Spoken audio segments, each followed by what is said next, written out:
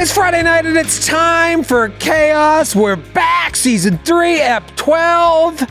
You guys have been in New York for less than 24 hours at this point. You're going to be here for 5-ish days. 5-ish Finkel, remember him? Yeah, picket fences. Any plans outside of recording? Because we do have an off day in the middle there. And, also, are we just going to hang all the time? Probably not. So what do you, any New York plans, Rob? No? Nothing you want to see or do? I've been here and I'll have to buy shit for my kids. That's always great. Okay. Like what? Toys? Toys, just, yeah. There's some random place on Steinway that's just like... Taco Bell seasoning packets? Toys and Bags, I think is the name of the place. Yeah. Toys. I'm going to hit Toys and Bags again and get them some plastic bags. Nice.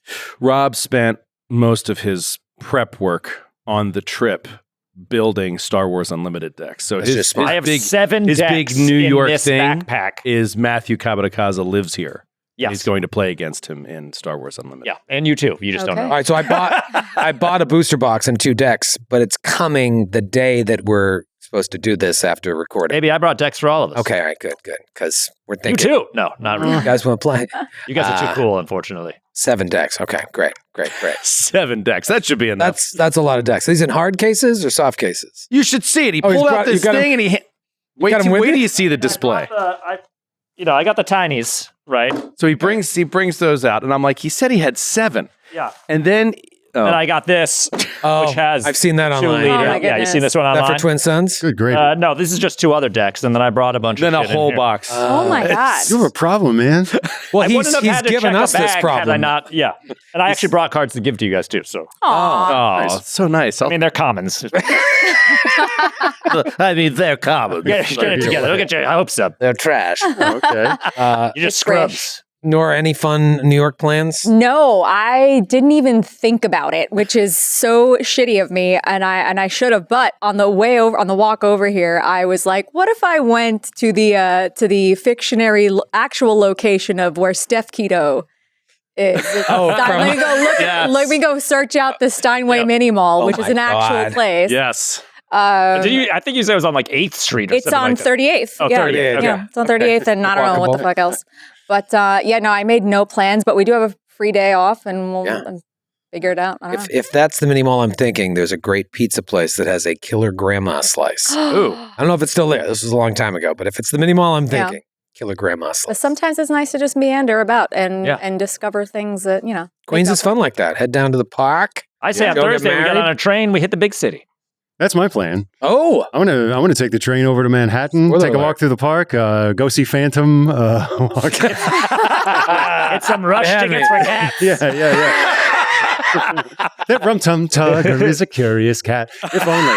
Now and forever at the Winter Garden until now. Although on Broadway, you don't get to see the buttholes. And they edited That's all that's right. They had cinema buttholes. experience. Here. Yeah. No Release buttholes, no Troy. That's what I say. Yes. Release the butt cut. That's just a life rule. Yeah. Release the butt cut. Release the butt cut. Look forward to what this show has in store. I don't know, but I do want to go over to Manhattan. Maybe just kind of walk around, lose myself in the city a little bit, take a bite out of that beautiful Big Apple. And, I don't know, maybe go to the Met or something, go to a museum. I don't know. That'd be cool. That would be cool, yeah. I'm sorry that you're coming here during like the middle of summer, because that's what it feels like here at the end of September. It's like 80-6. It should be nice, chilly fall weather, and you're not going to get it. Well, it's frizzy hair weather. Yes. Frizzy hair weather. Fortunately Yes. for me. Don't Joe and I know it. Don't we know it? Mine just frizzes this way like Einstein. This guy here, he has a mind of his Oh my own. God. I know, this Nice guy rat tail going there, he man. does what he Why? wants. Yeah, he's You got to put some puka shells in that thing, man. Put that away. Put that away. Put that away. Well, that sounds fun. I haven't been in the city in a while. You come through the city because now you don't drive anymore. You take the train. Take the train, yeah. Yeah. Take the train and I go through the city all the time, yeah. Nice. Do You don't pop stop. out? You just watch it stop go out to by. grab a Sometimes, martini. yeah, I'll have dinner with a friend, like on the way home. I'll be like, oh, you want to get dinner? I'm working is in the that? city and then head out. Having friends? Yeah. It's great. It's great. Sounds nice. That's Yeah. really Sounds nice. really nice. Oh, that's fun. Yeah, and I haven't been in the city in a while. I only go in to get my cat groomed Oh, or to get myself groomed. So today, I was coming in I got off the train, and they've completely redone the front of Madison Square Garden. Like, this has taken years to do. The train station entrance and the whole area around it was like under construction, tarped over for years. All you saw was like a hole where you go down in the train, or you could walk around it, and then you walked into the garden. Now it's all done. And I was walking by it this morning, and I had this thought. I was like, this is right out of Cyberpunk now. It's just TV screens like everywhere. Oh, crazy. Ads, and there's upside down ones that are like flashing this way. And as I was walking by, I was like, this is like Night City. It's awesome. Did they have like a 3D thing that came out and grabbed you like from Back to the Future? Yeah, exactly. Hello, Joe. Hello, O'Brien. Joe. O'Brien. Yes, we've got new jeans for you at the Gap. It's like, it's all happening, man. It's all happening. Wow. That's fun. Well, I'm glad you guys are here. We'll have to, by the end of the week, book the next session in April. God damn. For season 4! Chaosium. season 4. Listening, Chaosium? Need you. We need you. It's too late. We booked it. Yeah. It's happening. Dies cast. We'll be right back for the next episode. Wow. Just crushed it. Crushed Crushed the transition. There's not enough coffee in the world Jellicles can to get me through that. Verbal equivalent of the Price is Right tuba. We'll see you after this. Break back. Hey, what's going on, guys? It's Joe O'Brien from the Glass Cannon Network. Just wanted to thank our sponsor for this episode. Yet again, Pine Box Entertainment, out there crushing it with card games that are tied to RPG IP. Games like Doomtown, which is a Deadlands card game, and City of the Five Sails, I think it is. Yeah, City of the Five Sails, a 7th Sea card game, which is awesome. Well, now we're going to add into that mix. Pine Box is creating a Pendragon card game. That's right. So they reached out to us knowing how much we have been loving Pendragon, and I got my hands on it. I started playing it, played with my good buddy Rob Kerkovich, and we had a really good time. Randomly generating knights and squire combinations, going on quests, playing different random events like a night out drinking or a name day feast. Really fun aspects of the game that let you drop into being a knight or attempting to be a knight of the round table while not having to do the whole RPG night thing.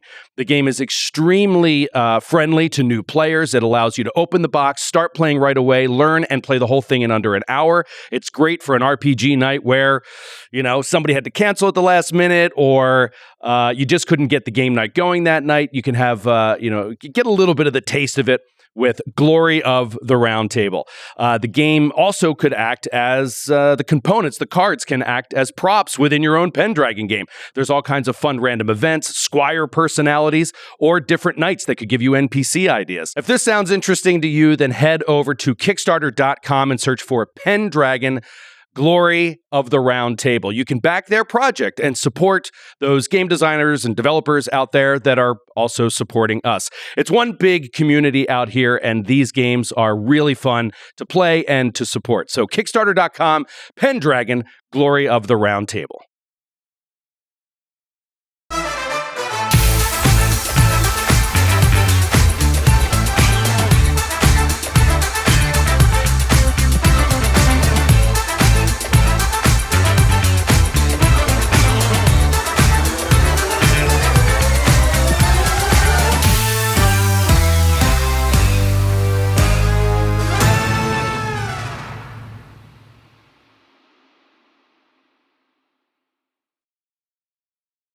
Folks, we're back. I want to thank our sponsor yet again for Season 3, Chaosium. Head to chaosium.com. Use code TFC2 to get 15% off. Only, a few more reps until the end of the season, and then we'll have to get a new code for next year. Right, guys? Yep. Plus, if you use the code, presumably Chaosium will see people are using the code. Yeah. Right. Right. It'll be like, And then they'll want to sponsor Yeah. Season 4. Yes. What a beautiful time of year when the leaves and the coupon codes start changing. It's a nip upon your nose, pumpkin spice in your cup. Got to look out for those coupon peepers that come in from Connecticut. Yeah, but it does really help if you use the code Chaosium. It's like, oh my God, their fan base is amazing. Let's keep giving them sponsorship. So there's so much great stuff to buy, too. Great stuff. They release a ton of stuff. You've been running a lot of Gaslight, right? I've been running, Regency as well? Regency as well. I've done both. And those source books let me just give it up one time for that Gaslight source book, which has a new edition out now. It is an amazing way just to absorb a snapshot of the history of that era. Like it is such a condensed little nugget of context. It's fascinating history. It has a whole bunch of kind of dramatis personae of real historical figures of that time that you could maybe use as inspiration or as actual NPCs in your game, and gives you tons of information about like what it's like in the various like social classes of that time. It's just an awesome little history textbook, in addition to being this amazing source book for Cthulhu Adventures. I would love to run like a historical fiction called Cthulhu. That's my favorite part of this game almost, is how it lets you kind of dive deep into these historical eras. And unless you refuse to acknowledge them at all. And speak in modern terms. Anachronism. Yeah. Is there a gaslighting skill in Cthulhu, I guess? Because that'd be fun. Gaslighting skill. I mean, I guess persuasion and fast talk is in a way gaslighting. Yeah. But it is interesting seeing how the skills alter in the different eras of character sheets, where like science becomes like natural philosophy or something. Oh, that's cool. Yeah. At Gen Con, I saw artwork that was like a dude in full plate armor facing down some sort of Lovecraftian monstrosity. And I went to Brian Holland, great friend of ours in the show, and I was like, oh my God, what is this? You got like a medieval Cthulhu? He's like, no, asshole. That's just fan art. Or something like that. Like, he made fun of me for pointing out a really cool called you idea. asshole? Probably. I mean, He Cthulhu gaslighted you. he did gaslight. Yeah. I'll always never forget Holland. I mean, but there is Cthulhu Dark Ages. That's another official thing. Yeah, Dark Ages. Oh, maybe that's what it was then. Maybe then he was gaslighting me. that's right. What a jerk. But Hit him All up in part of chat. his marketing plan. But I do love, like, yes, but in Regency Cthulhu, there is a special skill that you have called etiquette that helps you out if you're ever in a social situation with between across class barriers. That's awesome. Or I want to be the diamond of a season fighting a eldritch god. don't you just? Yeah, absolutely. So if you've ever wanted to play a Bennett sister or a Mr. Darcy and also come up against Shoggoths and whatever, Does the Regency Cthulhu have?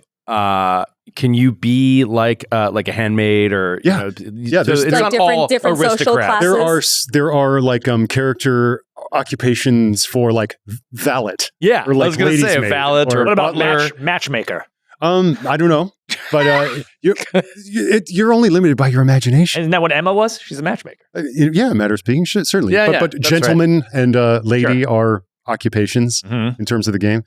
But yeah, you could style that however you want to. I mean, it's not just Jane Austen. You could be like fighting Napoleon. You could be in the Americas. Count me in. Fighting the British. Yeah. You know? Yeah, that's awesome. That's fun. And you can get them all at chaosium.com. You might want to use the code TFC too. Get a little discount. Yeah. Well, And then docs Brian Holland. and then docs gaslight Brian Holland. Last week, yet again, little lucky horseshoe around the necks of the new Man. mystery My squad. God. Maybe it's this Brady Stone is what kept you alive. There we What go. put Brady in such trouble? Because we ended our mid-season Cliffy with Brady on the ground, covered in sores, eyes, pools of blood, and this man standing over him.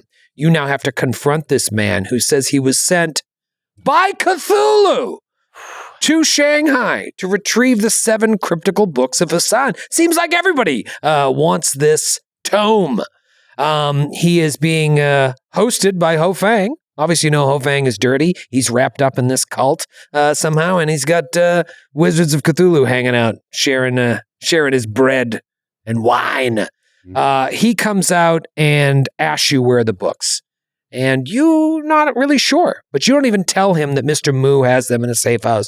Well, there's this guy, Mr. Moo. He doesn't care. You have offended him. You have offended his host, and you must be made to suffer.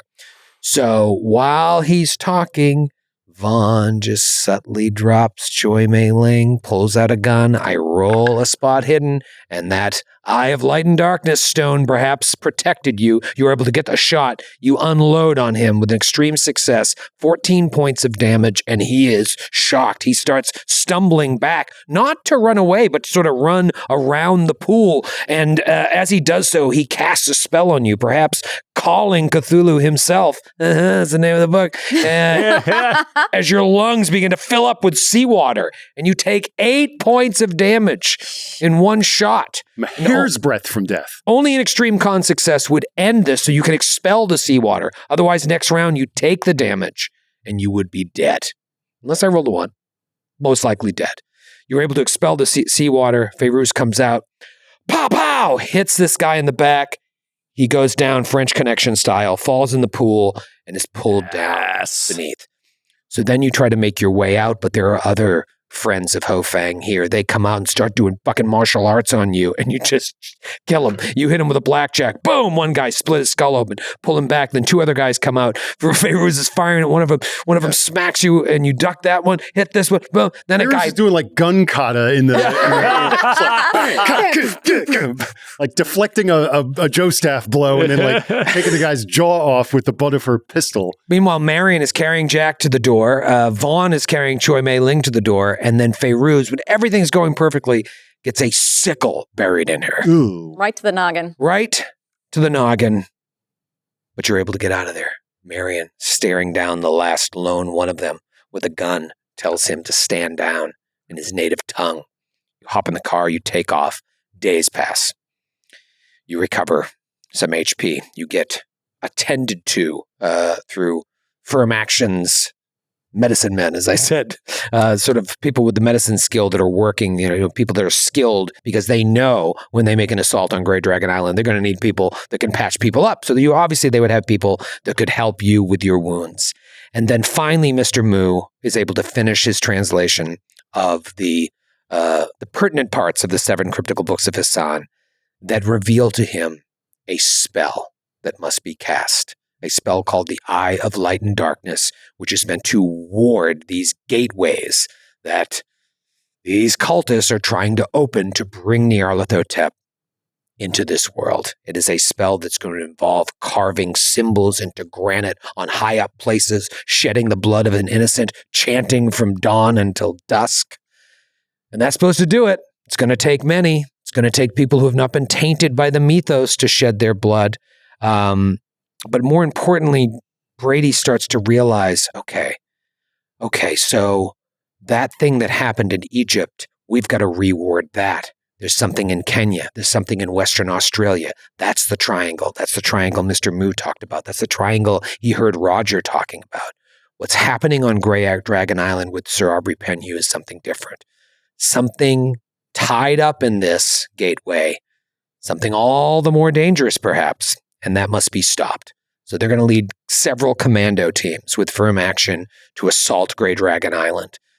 Mr. Mu says your guns will be useless. This is a last resort at this point to use guns because who knows what these cultists are capable of.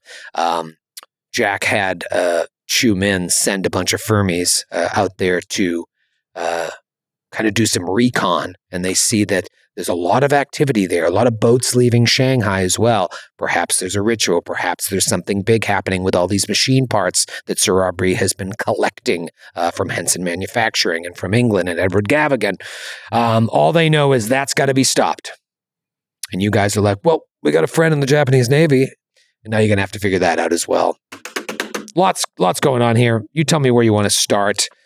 You also got some books and robes, but I had you roll luck rolls, both right. Feyruz and Carter, and you weren't able to grab some of those, so I'll tell you what you did grab. But speaking of luck rolls, let's do a luck improvement. All right. Let's do a little round of luck Hopefully, improvement. please let me get some luck. Yes. 99, This time. baby. Ooh, There you go.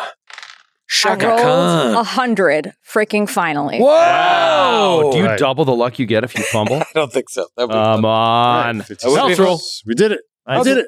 Else roll. Yeah. 93. Whoa! Wow. All around the Nice. horn. Awesome. 4 points of luck. I'll take 10 points of luck. Nice. 9 Wow. points of Whoa. luck. 2 points. Yeah. Wow, okay. Wow, All right. that was fun. Nora, talk to us about last week's reverse Wand of Nines, Nine of Wands. It was a reverse 9 of Wands. And I will say that one thing that has not gaslit us for 51 episodes is this freaking tarot deck. So we have the reverse 9 of Wands. And I will read you the meaning Got the right hard, here. yeah, went straight to the hard copy. I know. Tiny little book. So Which? That book's I'll remind you guys, we started the episode off finding Jack Brady on the ground and this mysterious guy that we had The Cthulhu wizard. The Cthulhu wizard. So this starts off Nine of Wands. The figure leans upon his staff and has an expectant look as if awaiting an enemy. Oh, wizards use wands. Yep. And wizards use One wands. of them There had you a go. Joe staff. And just The staff. Behind him Nine of are Joes? 8 other staves erect in orderly disposition like a palisade. So we also had the other guys come up, whatever. Correct. Divinatory meanings, this card signifies strength in opposition. If attacked, he will meet the onslaught boldly. With this main significance, there are all its possible adjuncts, including delay, suspension, adjournment. In reverse, it means obstacles, adversity, and calamity. Got them all. Us. Got all 3. Yep. was some And calamity. now we shall see Ooh. what awaits us What's in store for Rep this 12? Is it episode. the 4 of TPK? Uh-oh. How dare you? I hate you. I hate you. I'll get involved with this one. I feel like, Okay. feel all like right. I'm ready. You tell me when to. Ready.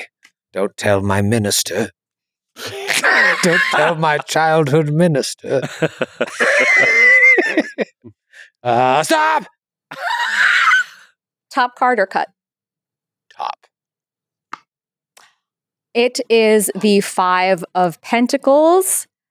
We see it's in the snow outside. There is like a hunched over elderly woman in rags, going through this snowstorm, and behind her is a gentleman which looks like a broken foot on Tiny Tim. what are those things called? Crutches? Crutches. Thank you. I don't know why I forgot the word Crutches. crutches. So yeah. So I maybe not maybe not that one. Oh, no. who knows? You have familiarity with that one? No, I just did that because Okay. it can't be good. It can't be good. There's an old woman in the snow followed Can't be by a guy in good. crutches. Sounds like a lot of misfortune. Yeah. I don't like it. Cut to the Antarctic. Interesting. Oh, I bet you there's all sorts of symbols there. Let's not think too much about it. Done and done. A lot of things here. I think that just looking ahead at this episode of what we're going to do here today, you're going to have to make some decisions on what or if you reach out to Taro. I think that Brady's concerns are valid in that, if you turn to Sergei Taro onto Ho, and Ho is a part of what's going on at Grey Dragon Island, and he sees Ho leave at the same time as you or Firm Action sees, he could follow, he could bring the Navy. You kind of want to get, you kind of want to decide if you want to get on the same page with Taro or not, or just see what happens. However, see what happens could be you're on that island when they decide to When a take. missile falls on us. Yeah. So it's Artillery. Yeah. and as Jack or Moose said, is like this could be an international incident, Yeah. because that is still part of China. So that's something to think about. Let's talk about what you were able to take. I am ruling from your failed luck rolls, you weren't able to take everything. I don't think you were able to take any of the cult robes. And I would say you were able to take 2 books. Didn't we have one robe around Jack? That's fair. You That's have true. 1 pussy robe Ugh. and Yay. pus-soaked robe. Love that for us. Gnarly. I'm gonna say you were able to take 2 books, 2 tomes, as it were. Those tomes are going to be. Eat, pray, love. Well, I think it'd be interesting if you had one that is like. It says to the Honorable Ho Fang, thank you for letting me be your guest, like inscribed in this, Carl Stanford. And it is commentaries on the relay text. Relay. It's like an unpronounceable Cthulhu word. Relay. Carl Stanford? Carl Stanford. And the other one is. We don't know that name, right? No. You guys have never heard that? Maybe once. Oh. Check your tomes. Check the ledger. I have to check my tomes. Check the ledger. And then I'm going to give you one more. And there were 1, 2, 3, 4, 5, 6 books. I'm going to say you were able to grab 2. Ugh. And How to beat Cthulhu. in terms of the language, Relier one, Cthulhu mythos for the soul. Yeah. the Relier one, it was written in classical Chinese. So probably only Marion would have a chance with it.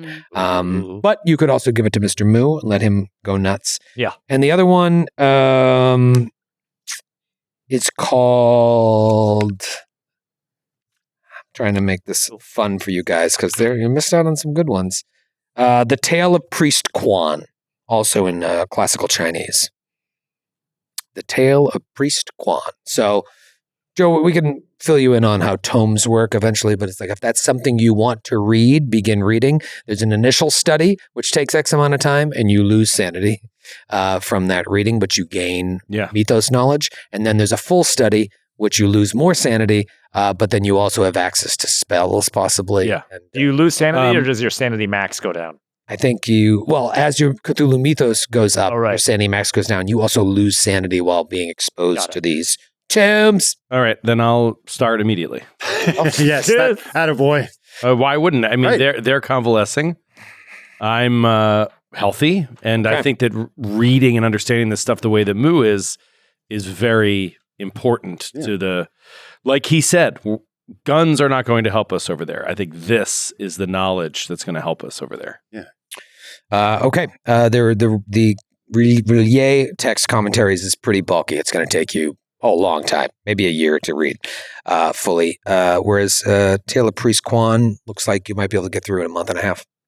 Okay. So you begin reading those while they're convalescing. You guys get back a hit point a day, but I also sped forward 10, 11, 12. So you should have 3 hit points back. And then you can... what are you down? Were you down 5 after the medicine and the? So Vaughn should be. I'm above almost half back now. I'm above half. So you lost the major wound. I've lost the major wound condition. I'm 7 under 9 for my hit. All right, so you're about 2, and you're fine. I'm fine. I was at an 8 under 13 when we left off. But if we have 3 more, okay, so I'm at 10. You're at 10. Wait, All right, so you're 2 days 11. away from full. Oh, you're both 2 days away from full.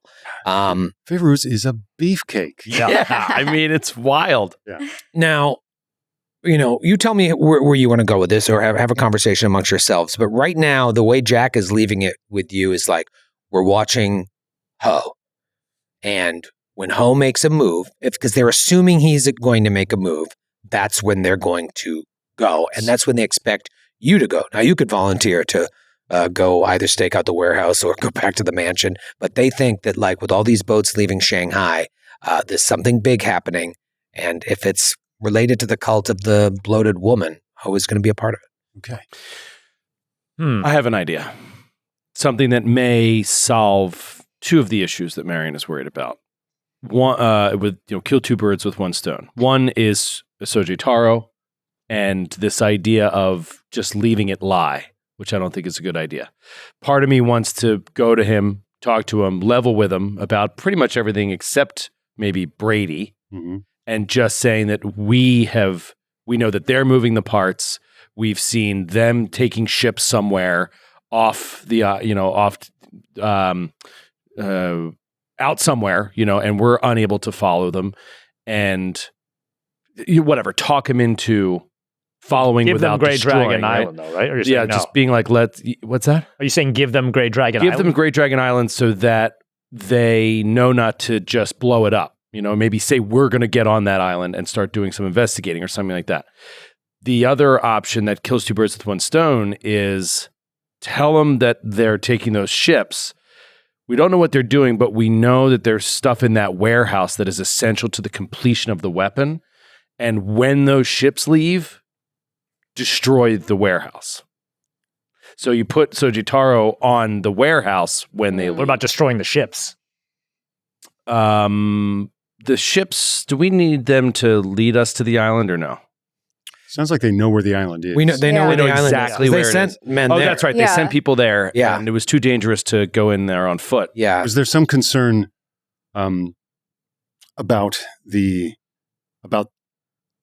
giving Taro information about Ho Fang in that could disrupt the sort of clock of his departure is going to cue our... I think they're concerned about the timing. They're also concerned about their motives versus, Jack and Firm Action's motives, your And if we're motives. discussing this, there seems also to be some concern as to whether I'm or not. when Taro's not on our side. He's on the side of his government. Right. I don't imagine that he will pause his guns while we go about our business. We're not a party he has any concern for whatsoever. Well, I'm sure that he would rather avoid an international incident, don't you think?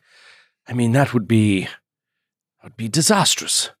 If he can destroy whatever this threat is without ever being known to have done it, that's probably his highest priority. He's, after all, an agent of espionage. Yes. Yeah, Japan's just one player in all of these different countries that are trying to get a piece of Shanghai and China as a whole, right? So it's not like... Yeah, which is why even as I say it, it makes no sense to have them try to destroy the warehouse unless he plans to do it with clandestine means. He can't... The Japanese Navy cannot pull into Shanghai and blow up a warehouse. But using espionage to mess with these shipments, I feel like could be more within their wheelhouse. Yes, but I would like to just point out as an additional factor in this is that you came in to investigate us because we were already on the radar of the English intelligence. We don't want to be also on two countries' radars now. Yes. This is true, but I feel if we just leave it lie that there is this danger, as Brady suggested, that they could very quickly get onto what Hofang is doing, follow those ships to Great Dragon Isle, and it's far enough off the coast, they may just bomb it into annihilation. Yes. Leaving no one alive to say who had done it, and with us on it. I just don't think they're going to bomb an island. Again, to your point about the international incident, it just seems too... And I mean, maybe this is part this is part of the conversation with Taro, is being like, what exactly would you be prepared to do? Just so I'm clear about what Brady's saying, he's telling us to get in touch with Taro to like call him off entirely. Or divert him again. Just keep him away from He seems to have an allegiance, and rightfully so, to to firm action in the way that they've kind of been able to join forces. Yeah, he's concerned about the Japanese screwing it all up, also putting this mission and your actual selves in danger. If we do just put him onto the warehouse itself and not mention anything about the island, then at least we would divert any further shipments into until we see what's going on the island. Yes, perhaps, but if the ships leave and head to Great Dragon Island, then Asoge Taro and his people could follow them there. I just feel like the more chaos we can cause in and around that island when it's time to go, I think the better for all of us in terms of accomplishing our goals, right? Well, let's also look at the Japanese. If Asoge Taro is in fact representing the Japanese government and its interests, then it is very clear that we have the exact same objective. Now, we may go about it in different ways, but all they want to do is make sure that whatever weapon Brady, quote unquote, is creating is destroyed. We know that Hofang and these others are creating whatever this danger is, and they just wish to destroy it. It could be that putting them onto the ships is not a terrible idea. If we tell them what we understand to be true, that the ships departing Shanghai going to Grey Dragon are loaded with the accoutrement being fabricated back in England that you saw, that perhaps if they were able to confiscate it or destroy it, it would set back the plans of the cultists out there in the Isle, while diverting the Japanese from actually going to the island themselves. Here's an image of this planning meeting. Yes. Oh, sweet. Well, let's also talk about Brady as it relates to Asoge Taro. Right here. We can just simply... Oh, you're here. You're with us. Sorry, we've been talking about you like you haven't been here the whole time. But you were done. I'll go back. Brady, this man has been hunting you obsessively. Oh, right. Okay. He's not here. You guys need anything? Asoge Taro has been hunting Brady obsessively. If we continue to act as if we are not speaking with Brady, lying to Taro about this, he could perhaps sniff us out and think if we're lying about that, we may be lying about other things. I don't know. Maybe. Did you tell Taro that Brady was cool or no? I can't remember. I don't think we did. I thought that we just said the things that you think are happening in that warehouse are not. I don't think that Vaughn necessarily threw Brady under the bus either, though. I think he was trying to say there's this other... Did we say we had talked to Brady? Because remember when we first met him, he No, was like, I think find Brady. He was like, I think Brady is the wrong person to be looking at. Yes, you did say that Brady's the wrong person to be looking at because we saw this shit in the warehouse, and I provided photographic evidence that Ho-Fang is implicated in building this weapon that they would want to get their. I already kind of tried to put them onto Ho-Fang, right? Off yes, of Brady. And you said there's another player on the board. Now, the player that you didn't say out loud, but that is implied here, is Penhu. Yeah. And so, like, if we put the Japanese on a Penhu, we're right back in the same spot. You've already sort of started that in motion. We basically have to stop something we already did, I think. Not that we have to, but that's what we're talking about doing. Now, another complication that I thought of that may not be a consideration is we need to destroy whatever is being made with this machinery. How do we know that they will not want to just confiscate it and use it I don't know. That is true as well. Maybe we get some demolitions. I mean, this militia's got to have something. We just nuke it from orbit. It's the only way to be sure. Yeah. Good option. Also, Carter turns to Mary and is like, what about your little English friends there, huh? Remember when you lied to us for like days? We trusted you implicitly and slept in your bed. Yes. Begrudgingly. Begrudgingly? I thought it was fun. Your feet in my face. Look, the United Kingdom is so far from here that this is going to take a very long time for them to come up with anything. I mean, far longer than the Japanese, who already have their intelligence agents planted here and ready for this thing. They're already onto something. They know that this weapon is being created, whatever it is, and...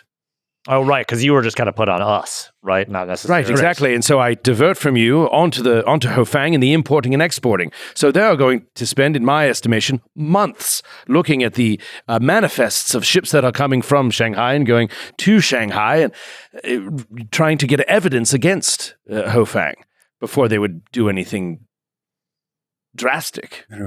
What if they go to this island and suddenly see these creatures that we've seen? What then? What do you mean they? The Japanese? Yes. Yes.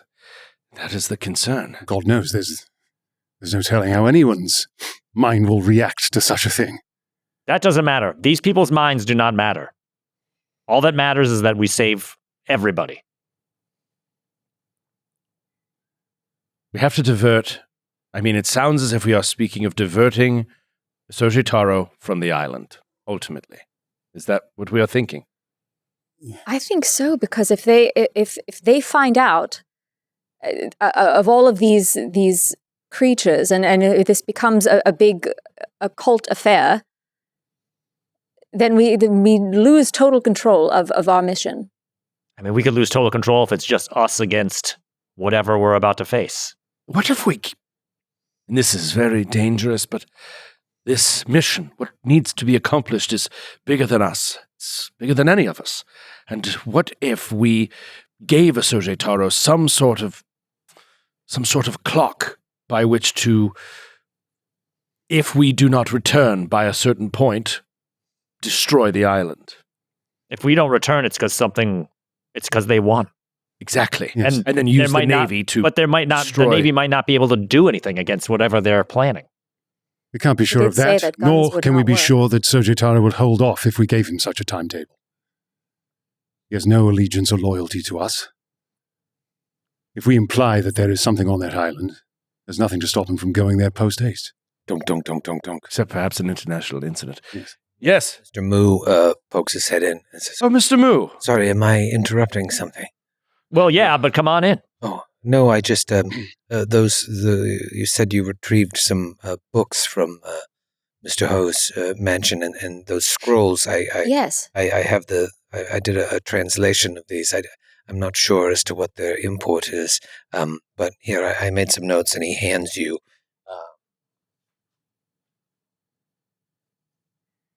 He hands you his... All right. Oh, my God.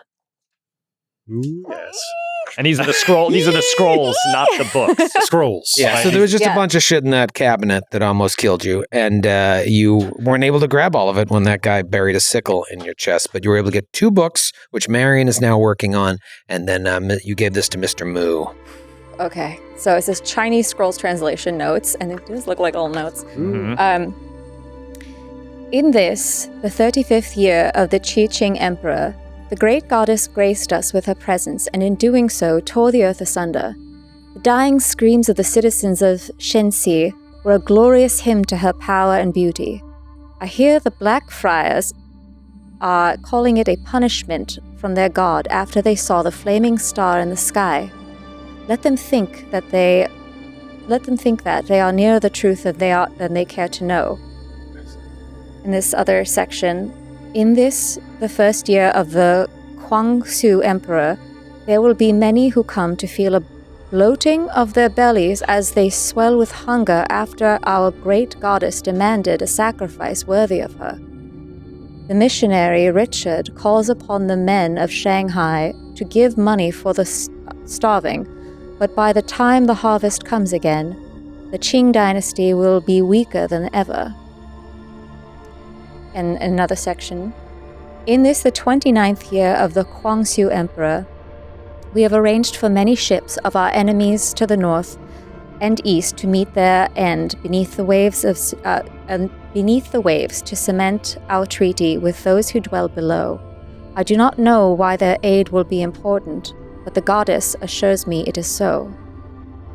And so the great goddess tells me that, in the 14th year since the Guangxu Emperor finally lost his tenuous grip on the imperial throne, the Pale Viper's plan to salt the heavens with poisoned metal stolen from the sky comes to fruition. On the day the sun grows dark, the silver bird shall take wing. Its fiery death proclaims the opening of the way for our mistress and her kin.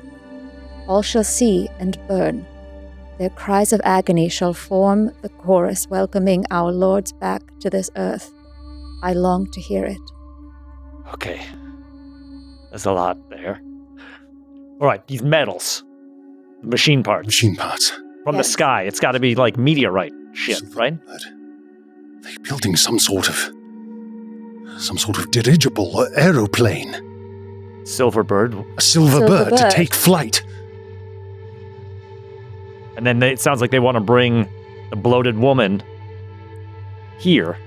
But is that just referring to all of this whole fucked up family of gods? All of these. I think in here the great goddess does refer to the bloated woman. That there is a mention of there was the Pale Viper. It's mentioned here, and Richard, the missionary Richard, calls upon the men of Shanghai to give money for the starving. Mr. Moo, you're still here, right? Speaking of, There's also the Black Friars. Well, the Black Friars, these would be priests, missionaries. Missionaries, Yes. right? Can you give us a breakdown of when these years are? I mean, clearly they're saying the first year of this emperor, the first year of that emperor. In the 35th year of the Qing Emperor, that would be 1556. The only historical event that seems to coincide with that, there was a massive earthquake that devastated Shenxi, killing almost 1 million people, 800,000 plus people.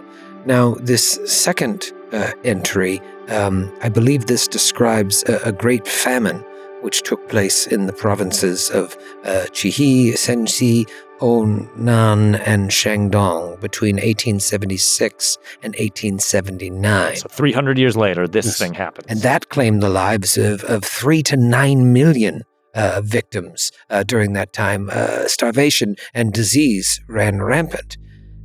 That third one, I'm not sure what sort of treaty with people that live beneath the waves means, but Those that dwell below? the timing of that would have been around 1904. That's not... Is there forgive me, my histories, was there, conflict with the Japanese at that time? Could they perhaps be the enemies to the north and the east? Give me a history roll. Mhm. I'm assuming it's the Japanese, but it is an assumption. That's going to be a wicked fail, but let's see how bad. Did I ever take any history? No, I didn't. No, fail. Okay. I'm not very good with history. Forgive me, but I wondered if perhaps This could be the Japanese. Well, I mean, just look at a map. Who's to the north and who's to the east? Would be a battle between Russia and Japan, yes. There was a great naval battle that took place, and many ships were lost. Yes, this would be the Russo-Japanese War. This is... They sacrificed these schmucks to whoever's living under the water. Who's they? Actually... Whoever wrote these scrolls. We've arranged for many ships of our enemies to meet their end beneath the waves. Cement our treaty. They're striking a deal. Find that this work is weighing on me. If you excuse me, I need to lie down.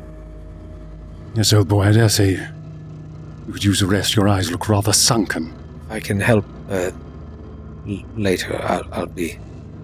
And he just walks out mid-sentence. He is struggling.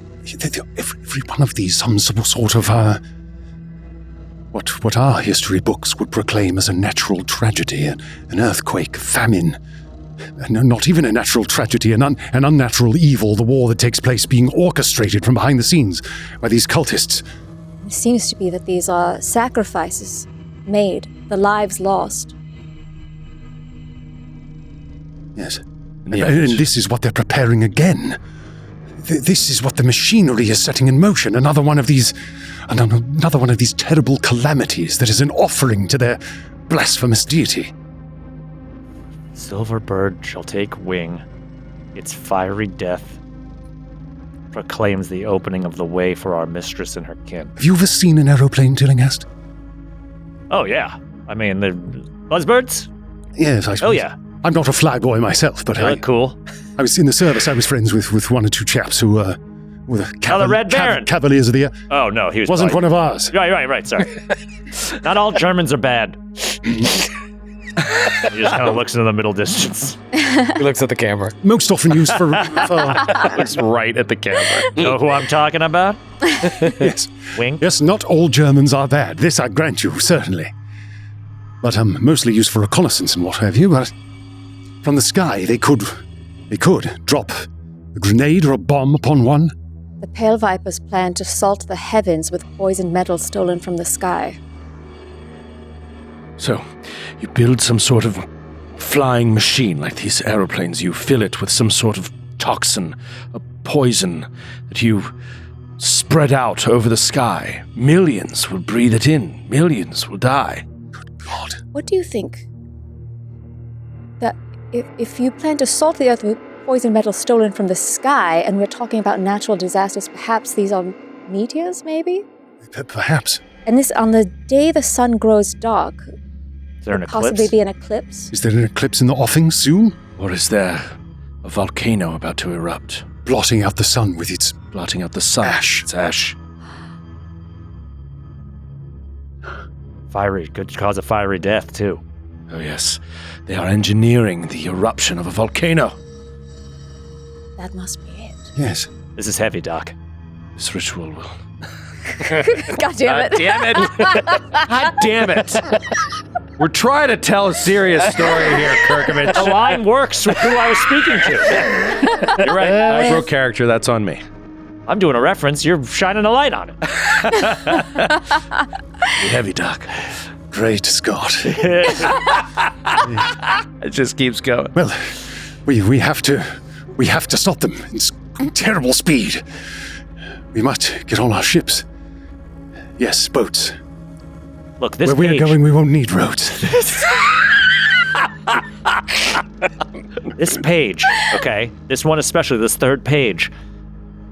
Silver Bird, the fiery death. This is enough to show anybody to convince them that there's some sort of assault about to happen, or an attack, or a terrorist plot, or anything like that. It could, looks like the ravings of someone in a cult for sure, but it definitely sounds like they're plotting mass murder. Yes. Well, I, for one, I am going to that island. I think that it sounds as though we're perhaps all agreed in that. Yes. Yes, I believe. We've been chosen. We have been chosen. And Mr. Moo is right. No guns will stop the eruption of a volcano. We must stop whatever ritual this is, as Feyru suggested. But how do we communicate that to Suje Taro? And what precisely do we say? There's no good We can scarcely give the man a command. We can only intimate what we know to be true. But do we want him to bring to bear what forces he has at his disposal as we're making landfall on the atoll? We need to feed him half-truths that he believes he is making the choices. And out of character right now, what do we want to tell him? What's our goal? I think that this page, just the third page alone, doesn't need to see the other two. Wouldn't even care or probably believe it regardless. Yeah. But I think the third page reads like the ravings of a militant cult that wants to sow terror and destruction upon the people that live in this region. Yeah. Well, but then there's also the third entry, which we could share, which is like, this is written in the same hand as people that engineered the killing of all these Japanese soldiers, these naval soldiers. Sure. So you can, motivate him. He's already motivated, but it's more about like, what is our win condition, so to speak? What do we want? Do we want him?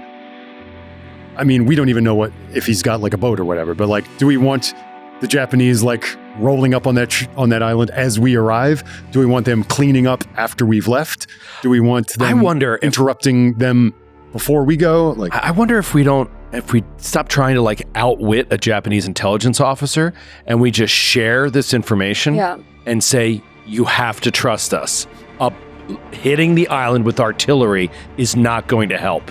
It may only set off the volcano and kill all of your men. Like, we have to get in there with a small team, and you're welcome to come with us. Well, if you want. And again, why couldn't he? I don't think they necessarily would pull up warships and start mortaring. Well, that's what we don't know until we talk to him, right? So we should talk to him. Let's just fucking talk to him.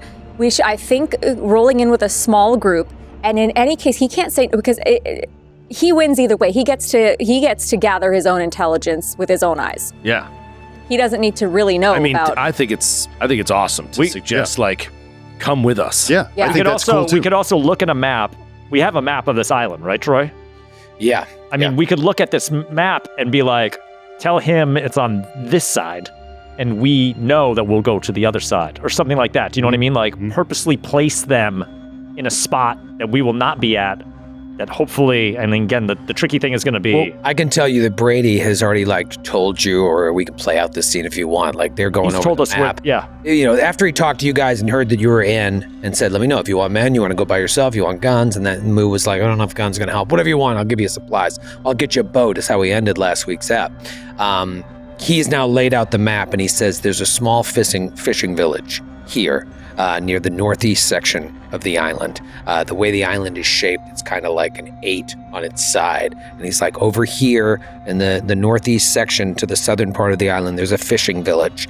And he thinks the easiest way for your team, whether it's 4 of you or more, is to roll up on the outside of that village, stealth up into the village and past the villages if there are any there, and there's a trail that leads up to the volcano. And him and his teams will surround the island from other sides. Okay. So there's probably not a way to stop Taro from bumping into some firm action. But I feel like right now we're talking about 2 different things. You seem to still be talking about deceiving the social. Not necessarily. I mean, we are deceiving him regardless of what we do. Well, I think not. I'm talking about really telling him everything. Because here's the other thing about saving. Oh my god, I forget their name every time. What's Firm Action? Firm Action. Private Ryan. I keep thinking New Direction. I'm like, That's a boy band. yeah, exactly. Here's the thing about saving New Direction. Now, here's the thing about saving Firm Action. Like, that's not on us. Sure. And we're not going to stop Japanese intelligence from knowing about a huge growing militia. Right. Yeah. They're going to find them. Right. So, like, I feel like if we don't mention them at all and just say, we've got a ship and we are going to this fishing village, we are going to stealth into this volcano and stop this thing from happening. Sure. Do you want to come with us? I don't think that's crazy. And the only thing I'll bring up, and we don't have to keep going on this anymore, but it's, they could bump it. There's a world where they bump into Firm Action and think they're the ones that are trying to do this, right? Like, they see them as the enemy, not the people that are Well, you know assembling the thing. That's all. That's the only thing to keep in mind. Yeah, and I think that maybe we just have to talk to Taro. Yeah. So he might even not have a force at his beck and call. Yeah, he might be like, what the hell are you talking about? He might be operating out here with just Solo. himself. Yeah. You know, so like he might be like, It could take him weeks to have people come in. right. He might not even suggest getting ships to go to the island. He might be like, I'll go with you. I want to see it with myself, bring the intelligence back, or destroy whatever this is with my own, see it with my own eyes. Yeah. All right. Or he might in the meeting be like, I'm going to call the Navy and bring all the ships in. Then we got to work. We got to be like, no, here's why, Yeah. blah, blah. Yeah. We And don't if he know won't, until and if he we- won't bend, Yes. Well, we kill him on the well. spot. Or talk about an international incident. Then we frame or for we an say, action. will you join us? He says yes. Then we arrive to the rendezvous point, and he's there with 9 Japanese soldiers ready to confiscate us. Yeah. Also possible. But that's why Fairuz is going to pass every psychology roll. Right. Okay. I'm down. I'm down to So share the score- information, though. Not so sure. Did give the a bunch of strangers a bag of guns. Yeah. You never know. He's unpredictable. It was amazing. Troy was like, this probably would never happen. But let's have some fun. He's already helped us once. Yeah. Great. He's desperate. Okay. Yeah. Let's set up the meeting. Yep. Fine. Okay. And as the rest of that conversation is happening, Carter's looking off in the middle of the distance again, but then you realize he's looking out the window of the office and just watching a guy with nunchucks. Expertly use them. Yes. Oh, but you know what he does maybe do is, if Jack is around, What? Mr. Moo is not well. Yeah, Okay. he's talking about he's a close family friend. I just mean mentally right now. Does that have to do with anything? He's pushing back. You guys go way back to you. Now listen, all I'm going to say, Jack, and you know this from personal experience as well, people get close to this thing, whatever this greater thing is that we're up against, they start to lose their marbles a little bit, right? Yeah. Present company excluded, although not excluded. Oh, yes. I can take a deep breath. Look at him go. That's how you know he's good, is when he's smoking again. I just think maybe you guys keep an eye on him, okay? Because he could crack, he could maybe turn on us. There's any number of outcomes with this dude right now and what he's going through. Can you... Who understood that there would be some dark and dirty stuff he'd be getting into by helping me. He didn't owe me anything. He chose to help. But I do feel bad to see his mind eroded by these texts. Well, look, Know guilt aside. all too well Yeah. what it's like to see the unseen. I will relieve him soon. I think his work here is pretty much done. Maybe see if one of these guys will just kind of tail him sort of around the perimeter, around the premises. You know what I mean? Like, my worry is that he suddenly snaps and Jack, tries something drastic. make no mistake. What happened to your traveling companions before was bouts of madness. This Mr. Moo, who you trusted, could suddenly could fall turn into and the, do something yeah. completely out of character. Point taken. I understand. I appreciate your concern. Anyway, we're going for a meeting with somebody. We're going to assemble our team for our ship. We'll take whatever men you wish to volunteer to us. You do want men. Yeah. Yes. I've always Yes. wanted to be in charge of a bunch of dudes. All right. I can, these boats that we're going to outfit can fit about 7 or 8. So I'll give you 3 or 4 men to go with you.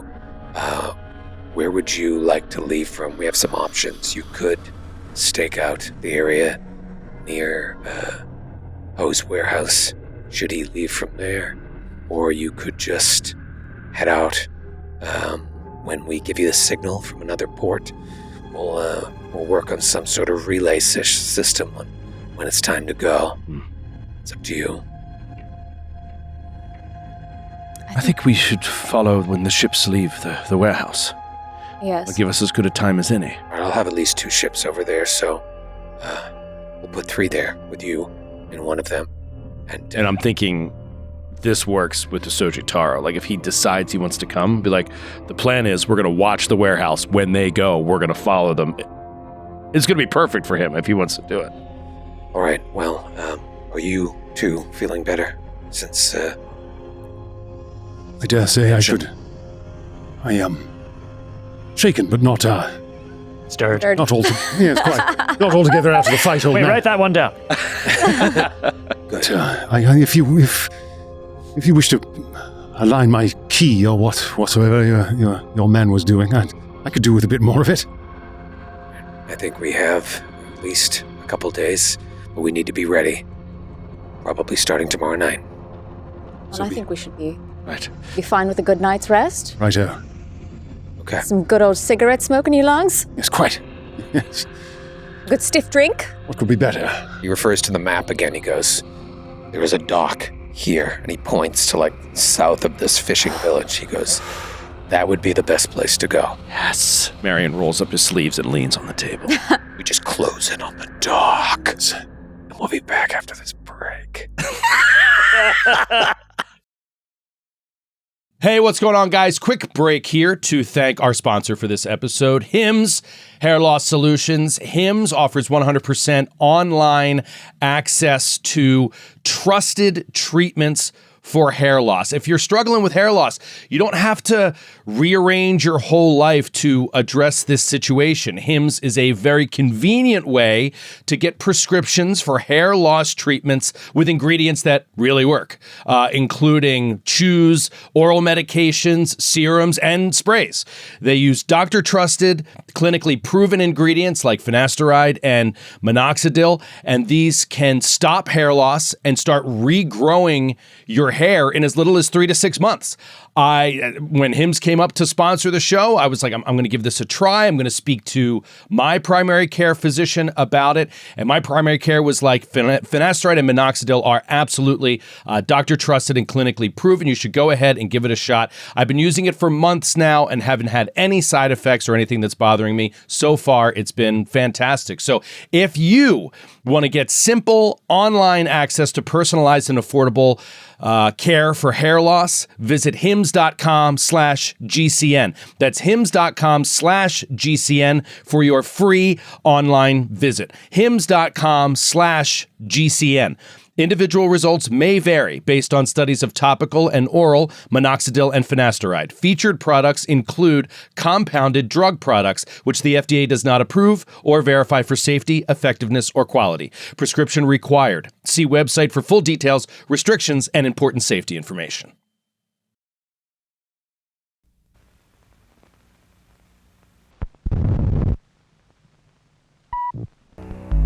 Два, 8, 2, 7, 8, 2, 7, 8, 0, 0, 0,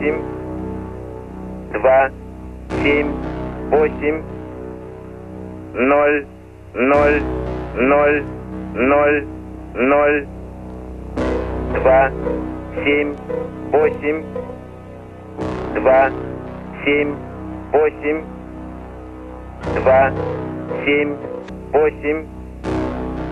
0, 0, 0, 0, 0.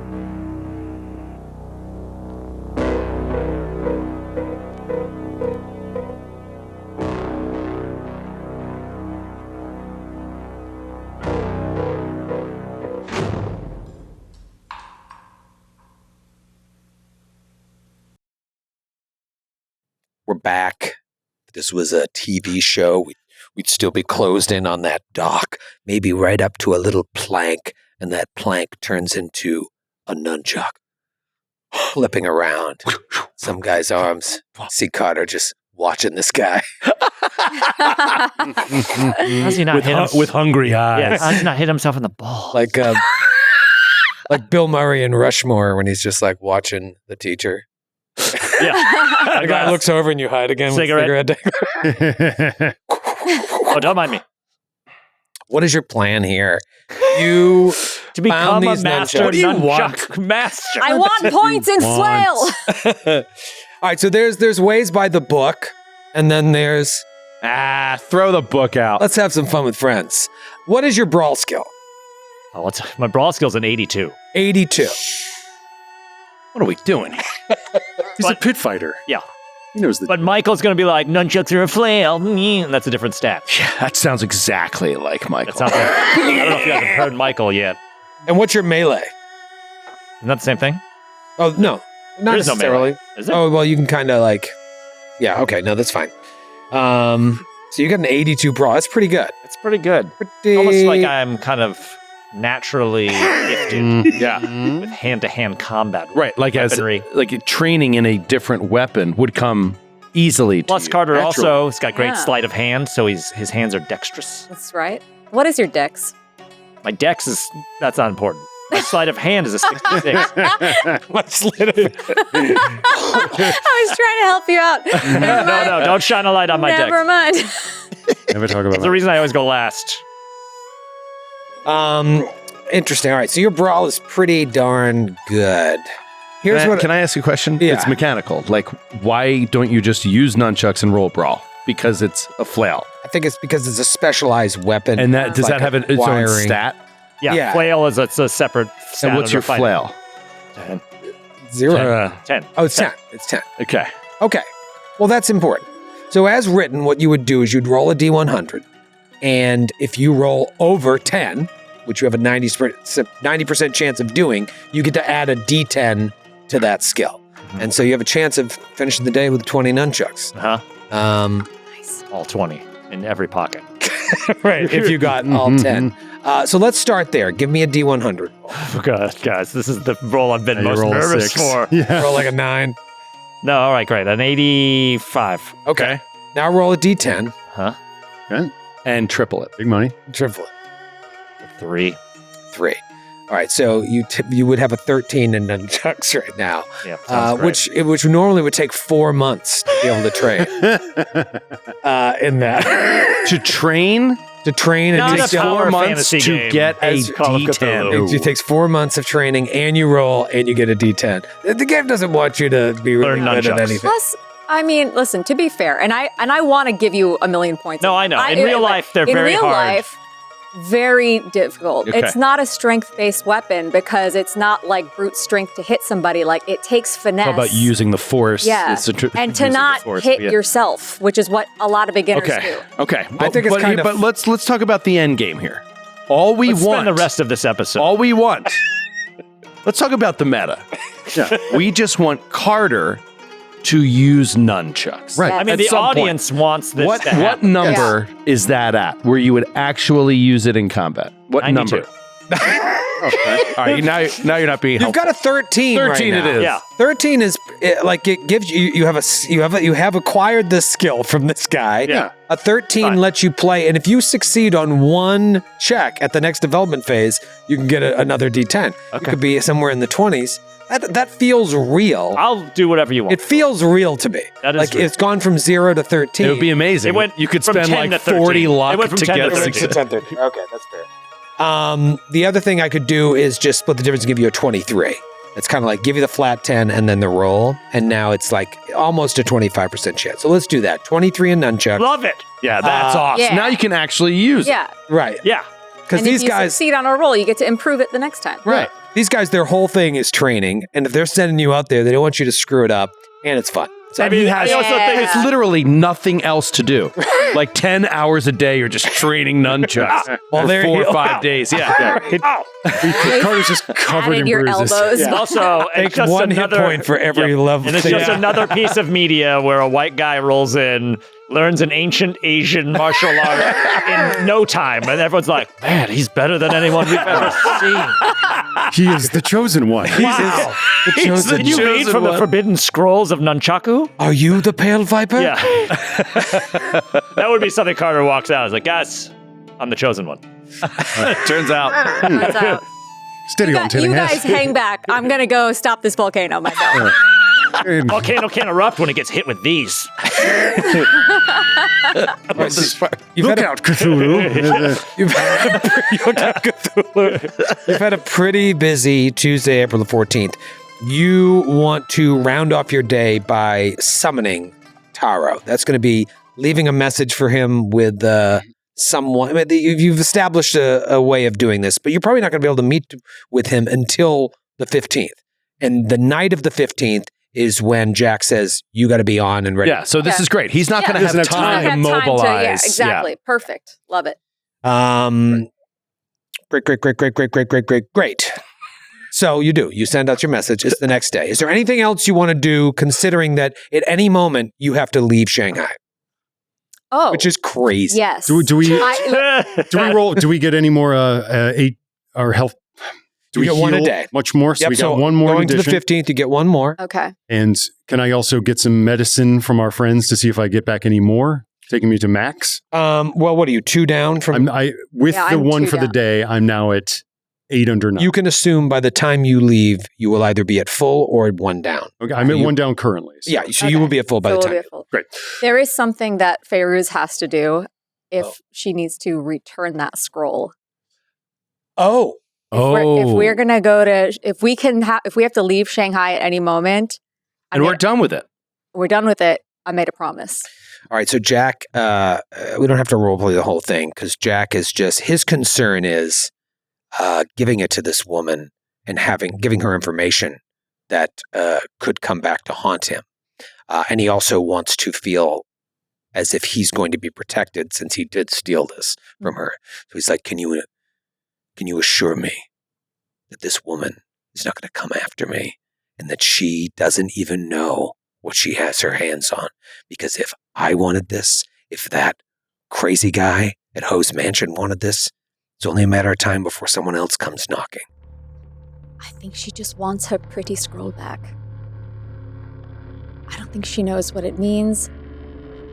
I really don't think. I think if you want assurance that she won't come after you, I think she needs that back. Because as long as that's not in her possession, she will try to go after you. Also, if I can add, if I'm not mistaken, like she said that she didn't care about Brady. I rolled a bunch of shit for this, so that like I was sure that She said she didn't care about Brady. No. She just was mad. She was like, I'm trying to role play. Stole my shit. Yeah, no, you're right. My life is in your hands. Wow, wow, wow, wow. You've earned it. Okay. So you want to stop by Madame Lin Yenyu. Yes. Okay. So you roll up big, I think I mentioned they were Korean bouncers. She had like huge Korean dudes that were working for her. And So they are a They K-pop. notice you and start giggling. no. They are a K-pop band. They got the Seja Boys. That's the Demon Hunter. No, they see Soda you pop and indeed. allow you in. Pleasantries. Madame Lin Yenyu takes a moment to doll herself up before she has you brought She's so nervous. into her room. And she says, "Oh, Madame Gibran, what a pleasure it is to see you again. I was worried that I would have to come find you." Well, you didn't think I would take too long without seeing your face again. Flatter me. I did make a promise. Yes. Were you able to find my possession? And she slowly takes out her scroll from her bag and hands it over to her. Thank you, Mr. Braun. I do need something from you, though. Well, I am free for the rest of the evening. I'm afraid I am not free for the rest of the evening, but What, perhaps... are you raiding an island full of cultists? What? That whole Raid. Chinese thing. Sounds like another Tuesday. What are you, falling into a volcano? Have you given any thought to my proposition of leaving this busy life of yours behind? You've already been able to keep this promise. You are clearly valuable both in front of and behind closed doors. You flatter me. The loudest inhale of a cigarette in the world. Like, you got it all, man? He just smokes half. Like, yes. That's It not what it needs- sounds like. It need not all be focused on pleasure. It's about a life, ease. I can give you so much, and you'll never, ever come to any harm. There is value in that. A life of ease would be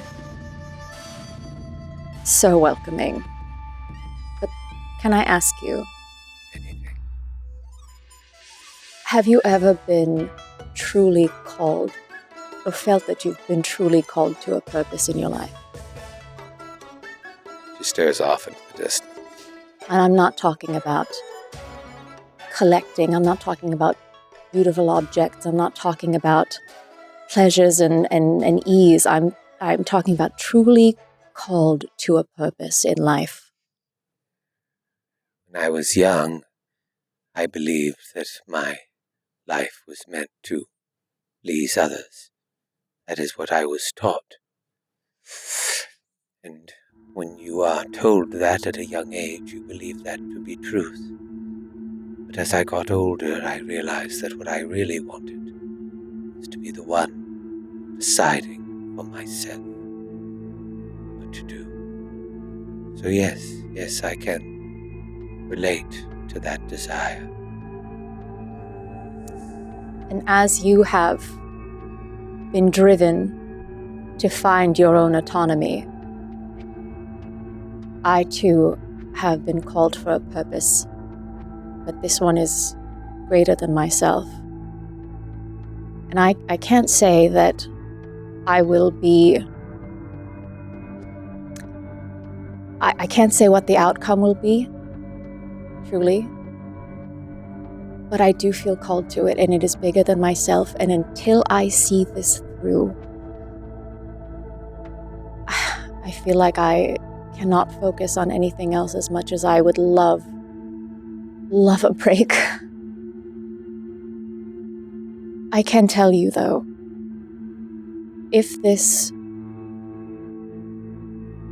if I'm successful in this, you will see me again.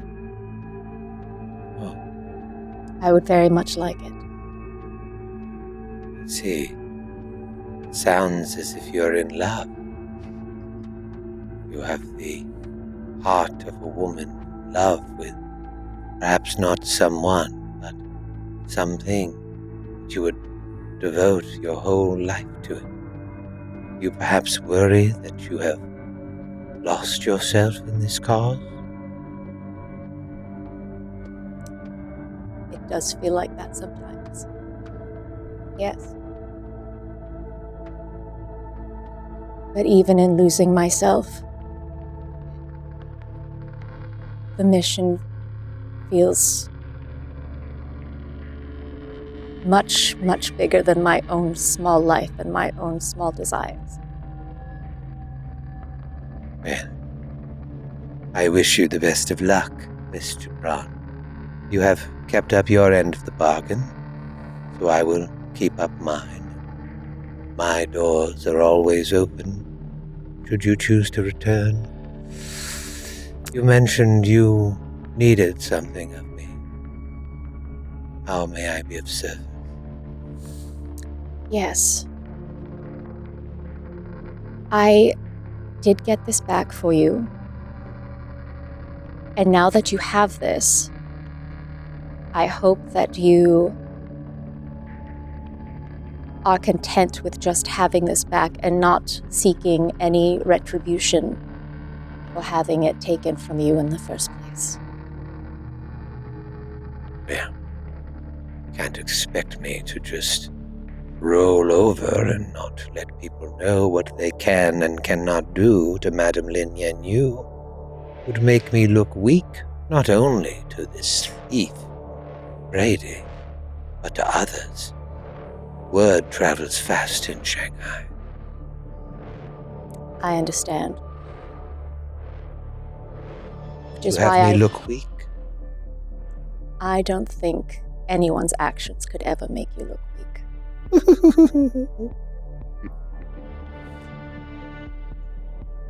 And so, I should... It's like impossible. I just need blinders to roleplay with you.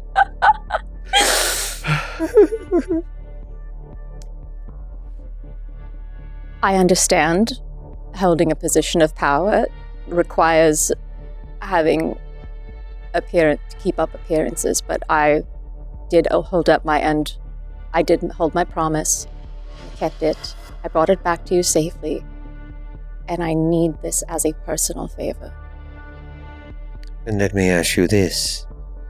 What is this Mr. Brady, to you. In my studies of him, trying to learn why this man would abscond with something that belonged to me, I discovered that he was a dead man. Why is he so important to you that you must protect him? When this is all over, I can tell you. But right now, it would jeopardize things. And I know a woman as intelligent as yourself would understand. What are we if we do not have our secrets? Very well, Mr. Brown. I will leave your friend alone. For now. Assuming he does not cross me again. I must admit, I will miss the thought of having you around. I had foolishly entertained that you would take me up on my offer. But when I go to bed at night, I will look out at the moon, hoping that one day you grace my doorstep again. I hope it is sooner rather than later. She smiles. She makes out with her real quick. Make out. Troy, if I don't know, it's like, may I be in the chapel of Marion's? I'd be mad if you weren't. Sorry, sir, we're closed. I was under the impression that these doors were always open. Is this a priest I'm talking to? Yeah, I just were meant to be weird. Great. But yeah. Like, all right, well, I'm closing up. Yes, forgive me for a request, Father, if I may. Make a confession to you.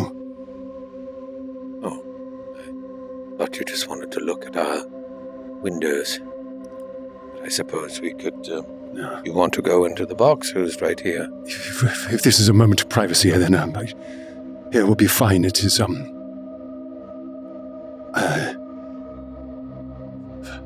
forgive me, Father.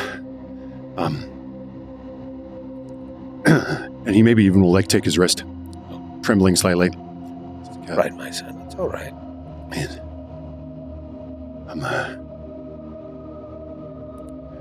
During the war, when I strayed from faith,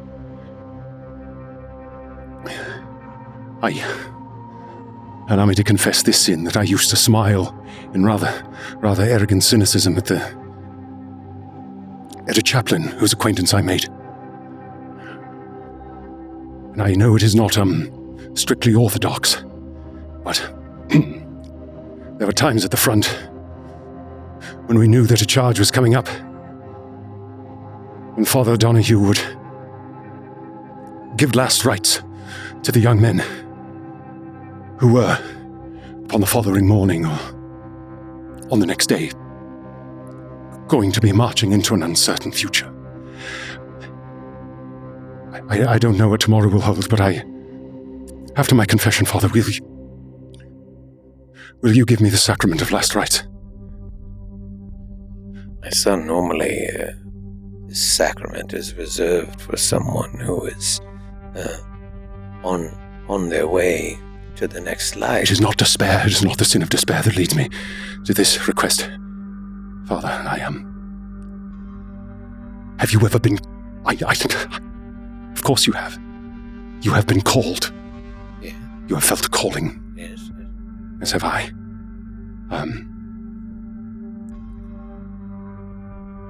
I do not know if I shall return, but in that event, I must make ready my soul. I can sense that your spirit, if nothing else, needs comfort. You seem agitated and fearful of the days ahead.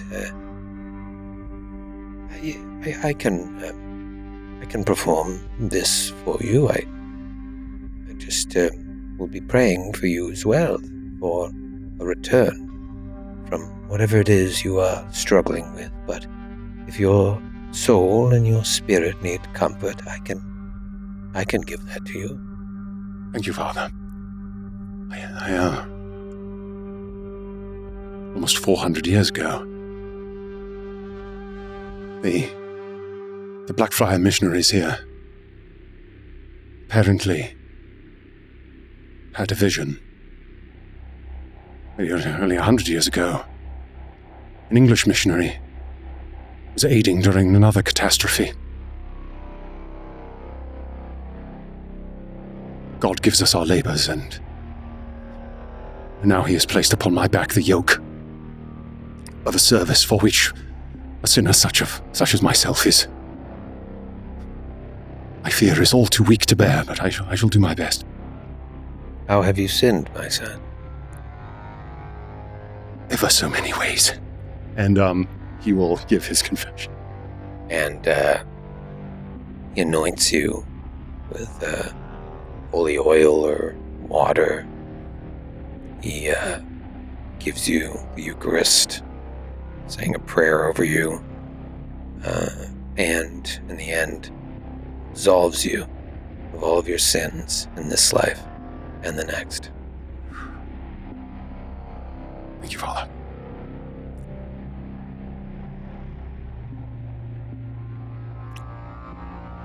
Now I am ready. You guys want to do anything cool? God damn it. I got cool shit. Oh, go ahead. All right. You want us to wrap up these pastries, or will you be eating them on the walk? That's all I wanted. Okay. Hey, wow. No, Carter magically also learns Chinese hook swords. Sick. I'll just add 10 to that too. Troy, thank you. No, Chinese hooks. We're just giving away tins. yeah. No, I think Carter is, he's maybe a little sweaty. He's wearing a tank top. He's got the nunchucks over his neck. He's kind of like huddled in a corner of the warehouse. And he's got a pad of paper out, and he's writing. First it says, "Dear Desmond / Shamrock." And in parentheses it writes, "Laugh out loud." He's like, "Please, should you ever find Margot, give her this letter." And then that's one separate paper, and he starts another piece of paper. "Dear Frownline. We're in Shanghai. Wish you were here. Though I guess in a certain way, I'm glad that you're not here. Because it sounds like we're about to get into some serious shit. Underline. About to lead an assault on an island. Don't ask. Learned something called nunchaku. The guys here say I'm a natural. At least I think that's what they were saying. They were speaking in Chinese and pointing at me and laughing. Anyway, I miss you. And a couple other things I wanted to say before things might turn upside down on us. And we sort of like fade off of it.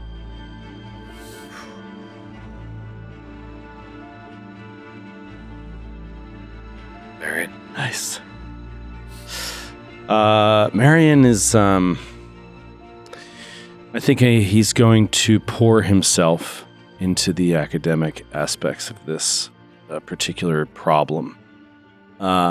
It started with the tomes and the beginning of those translations and stuff that he realizes how long this is going to take and how it's not going to help them at all, at least now. And so I think he is going to, he kind of feels like almost excited in a way, nervous for sure, but he was never given a chance to fight in the war. And he knew how horrible it was, and he considered himself lucky for not doing so. But at the time, that's not how he felt. That was kind of in hindsight. And there was this natural sort of inclination or feeling that he had that he was too frail, too old, too pathetic to be a soldier. And now he has this opportunity where his brains will matter in a great conflict. And that'll also be on the front line, you know? And so he is desperate to prove himself valuable to Vaughn in particular, and to, you know, the SIS in general. After he can report all this, you know, however he wants to frame it, report it in the end that he helped save the world. But before all that happens, he has to be ready. And so I think he is going to the university library.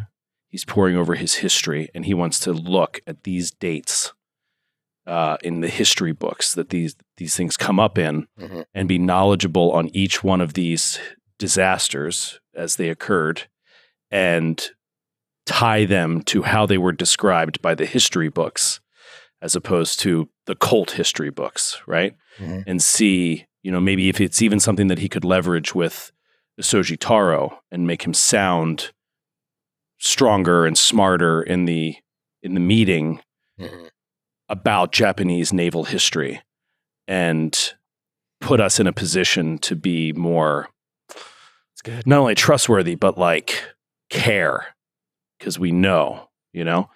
And then with the other ones, the older ones, to see if there's anything written about these events that was the interpretation of mass media, right? As opposed to like what really happened.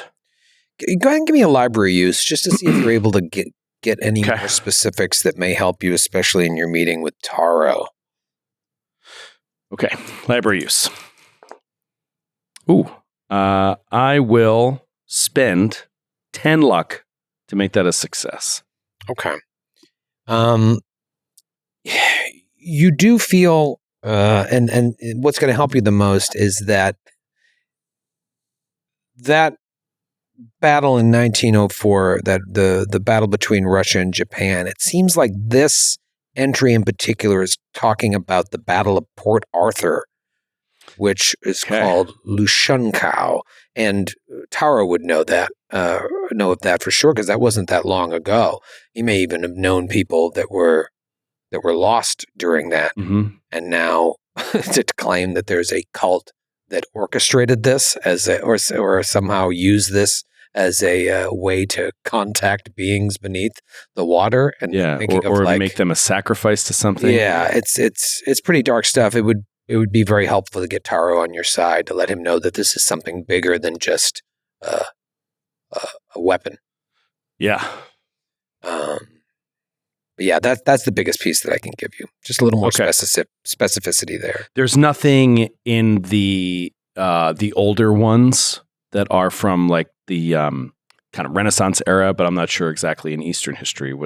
In the 1500s, like there's no historical parallel that I can make to that natural disaster or event.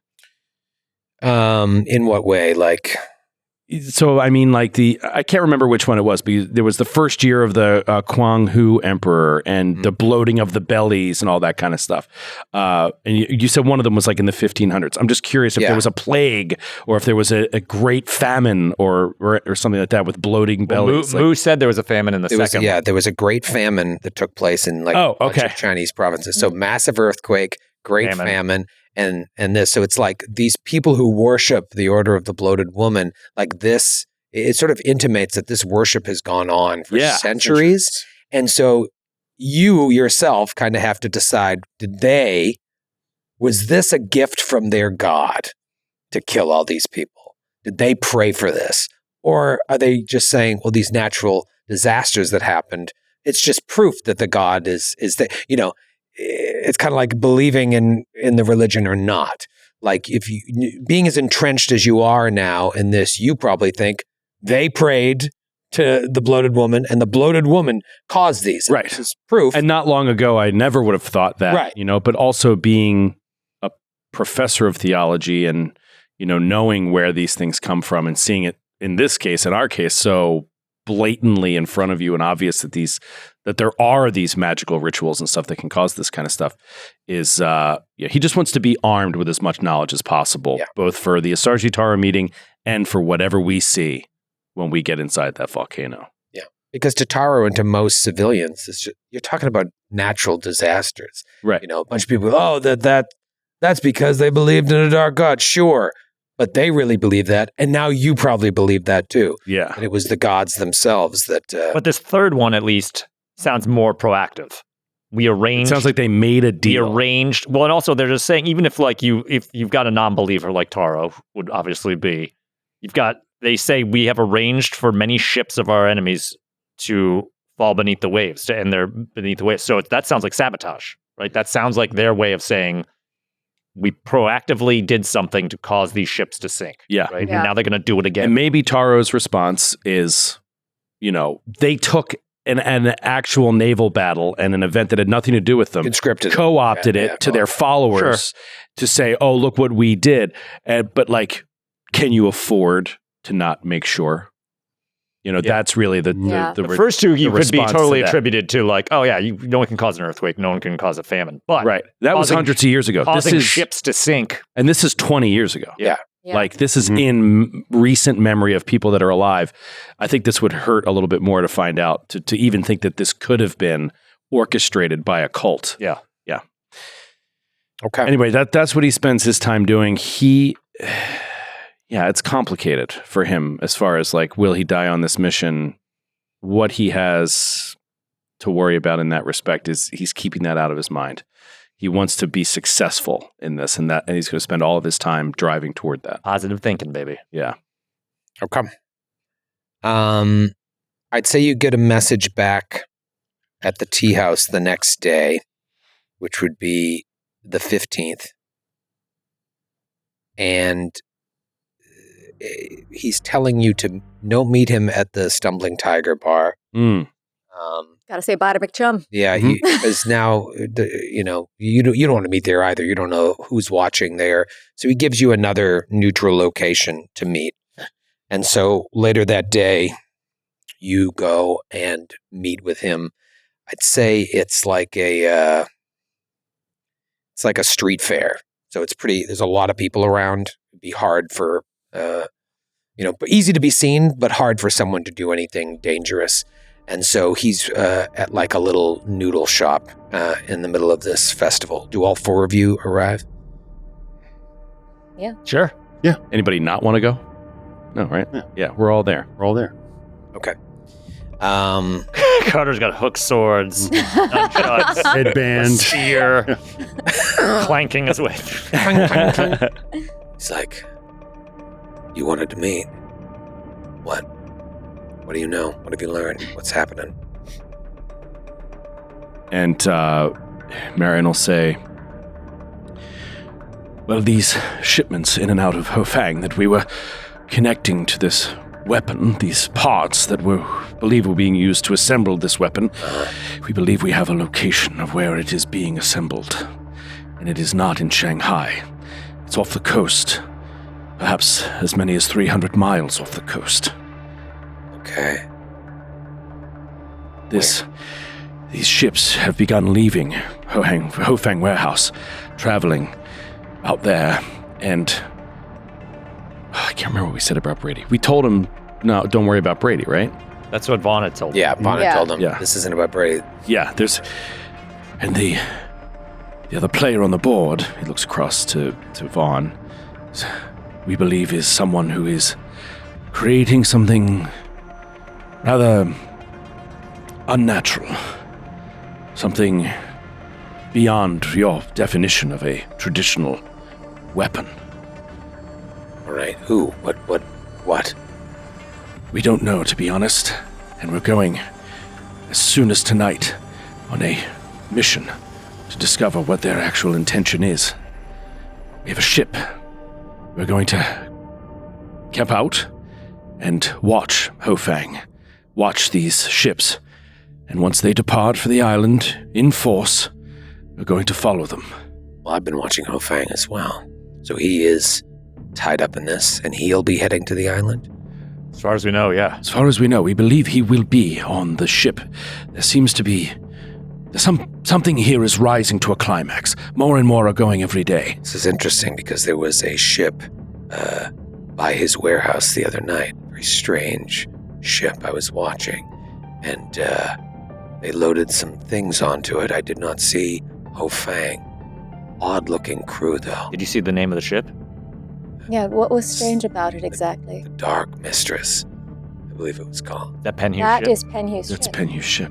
Penhu? This is who we believe could be the mastermind behind the construction of whatever this weapon is. And this group, this won't be the first time that they've attacked and succeeded in their efforts, right?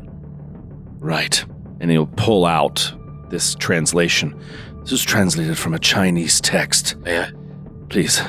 And he hands We're him only the giving him- third entry. Yeah. Hands him the third entry. Where's the rest of this? It says, you will see this year lines up with the Russo-Japanese conflict. 1905. The Battle of Port Arthur. Yeah, the Battle of Port Arthur. It was an 04. 04, sorry. Your story doesn't check out at all. Who are you? Wait, what does this have to do with anything? We believe that whoever this Penhu has conscripted into this organization has existed for at least 20 years, if not more, and has been operating against the Japanese and more. So the Russians Perhaps are against the involved? British That as well. conflict is over. This is not the Russians. Don't misunderstand us. The allegiance of Penhu is not to any flag, nation, principality. His loyalties are his own. But they extend back as far as 20 years ago and longer. So this is some sort of terrorist sect. Yes. Yes, you could put it precisely like that. They are using people, perhaps these Chinese citizens who get swept up in this belief that they can destroy their enemies using these strange rituals and such. And while it may sound like madness, the reality is the intelligence we found, the things we found in Ho Fang's warehouse, go beyond just armaments and extend into such cult phenomenon. Wait, it seems here that these are cultists. See if I'm getting this correct. These are cultists that are orchestrating some sort of destructive weapon to hurt innocent people. And they also orchestrated the sinking of the ships during the Battle of Port Arthur? Yes. We believe it may be true. And this Penhu is the one behind it all?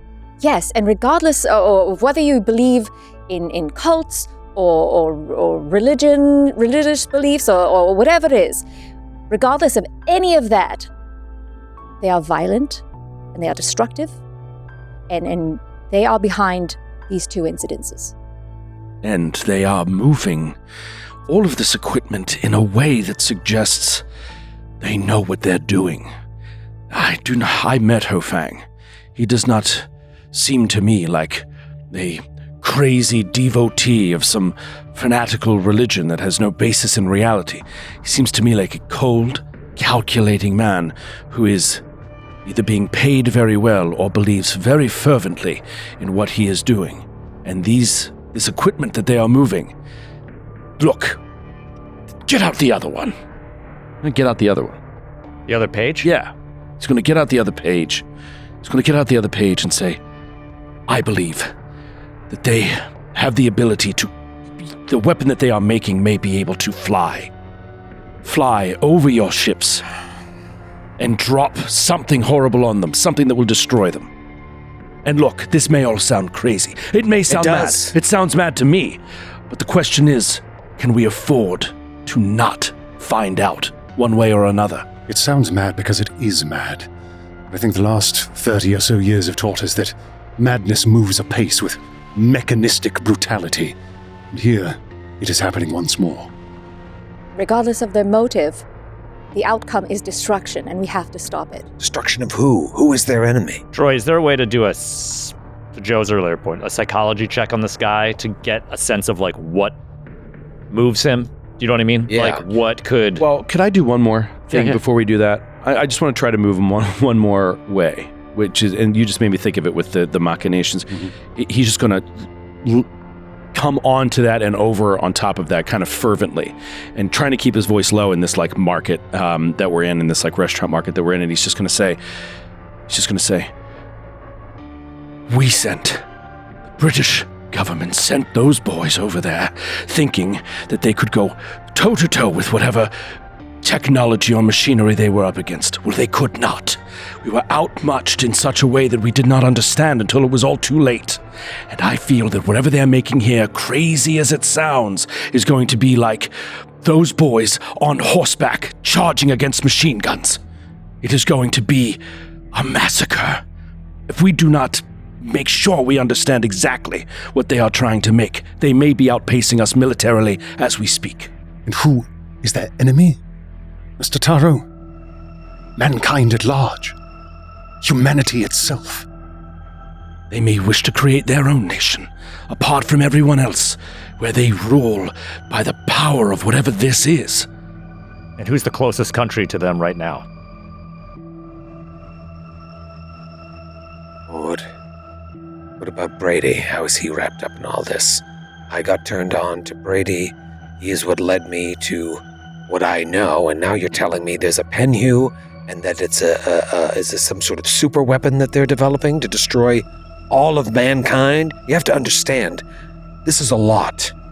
Of course we do. Yes, of course. The problem is, we don't have the luxury of waiting to see if it comes true or not. We have to act now. So what are you going to do? We've procured a ship with the help of Jack Brady. Jack Brady, he's wrapped up in this. He's caught up in all the movement of these armaments because he's trying to track them as well. He's trying to track them down and destroy them. Because Jack Brady knows that if Shanghai falls, and China with it, that will only be the first domino. It will then move to Japan, to Russia, to Australia, and quickly to the Western Hemisphere. I know this sounds mad, but we must find out one way or another. So we've procured a ship. We're going to go tonight. Is it tonight? It's tonight. We don't know. You're going to start staking. Brady said to be ready starting tonight. Because, listen, Ho Fang is part of this. As soon as tonight, we are going to sail with all haste. You say Ho Fang's part of this. I've watched him come in and out. The only thing that was weird was that strange ship. But other than that... Well, we think once Ho Fang leaves for that island, it's go time. From what we understand, he's deep enough in this that this whole situation the ball won't start rolling until Ho Fang is there with them. Well, if what you're saying is true, then I will tell my superior officers. We will investigate. No. There's no time. There's no time for that. There's no time. You're gonna have to take a risk here. Also, so what would you ask of me? I believe that for you to properly report this to your superiors, you need to see what we've seen. You need to see it with your own eyes. I believe you need to come with us. I believe you need to follow Ho Fang to this island and see for yourself what they are building there.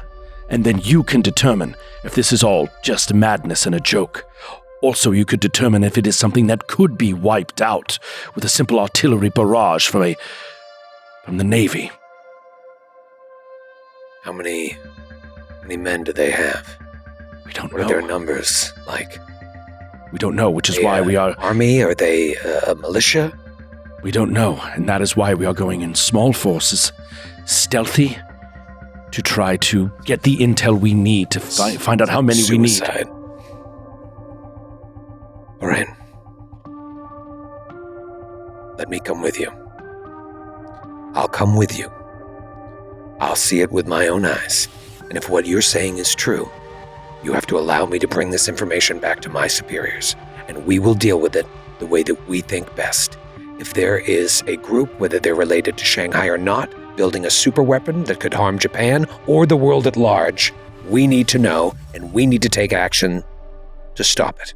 Of course, the power that you have at your disposal far exceeds ours, and if this is something that requires that power, then we would be much obliged if you would utilize the power of your navy to stop it from happening. First, you need to see it with your own eyes, Taro. We just don't know for sure that this is a problem the Navy can solve. You need to decide that for yourself. All right.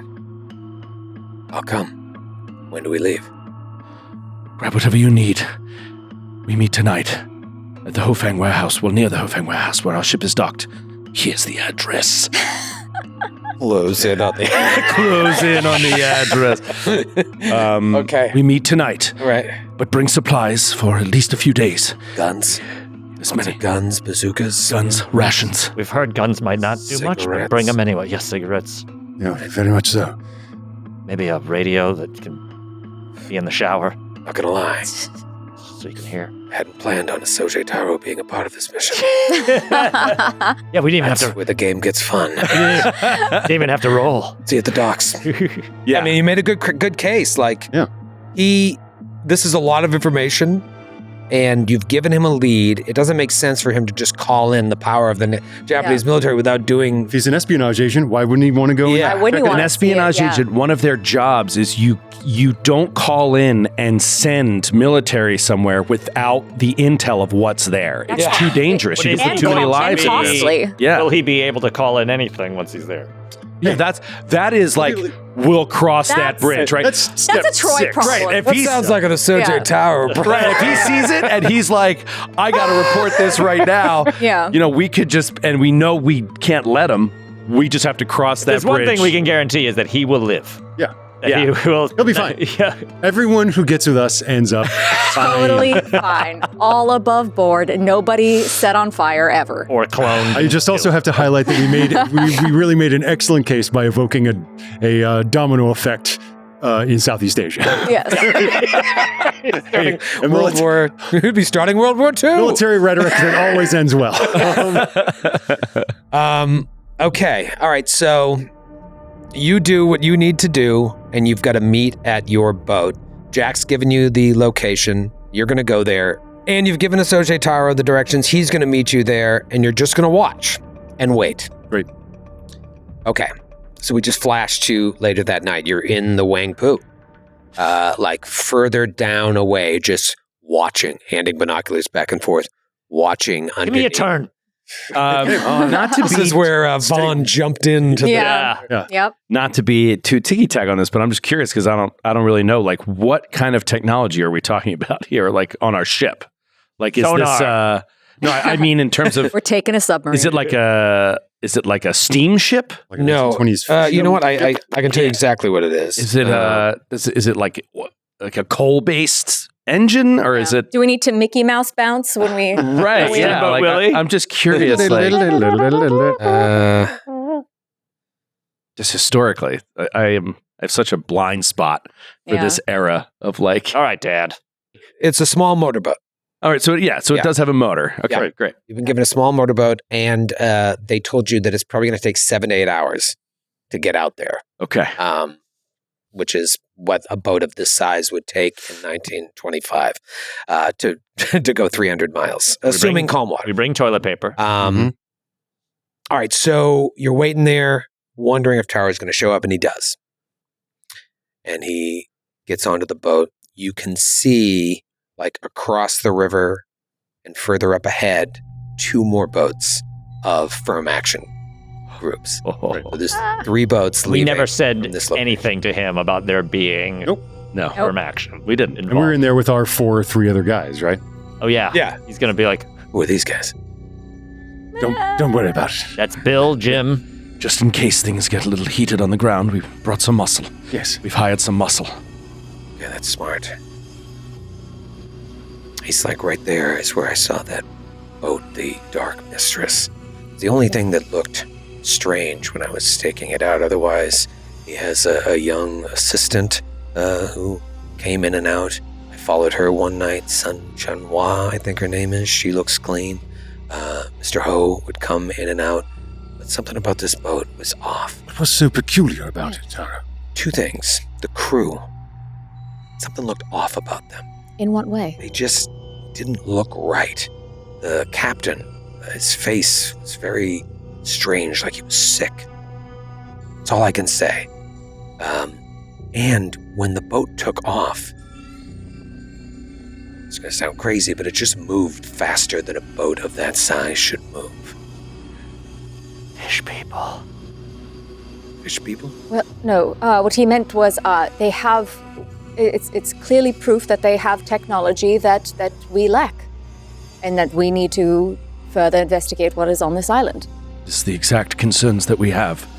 They know something we don't.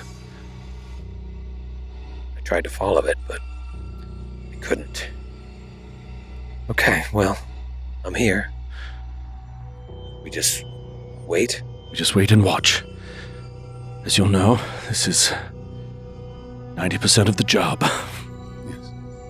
You see the luxuriant goddess, which you assume to be Ho Fang's yacht, moored nearby. And you wait, and you watch. All night long, Thursday, April 16th, morning comes. Nothing happens. The whole day goes by. Nothing happens. I put on sunscreen. I'm just picturing sitting there in a moored boat. I was picturing it in my all head day, when you just said like it. blazing sun. Creamy white paste. Zinc on the nose. Yeah.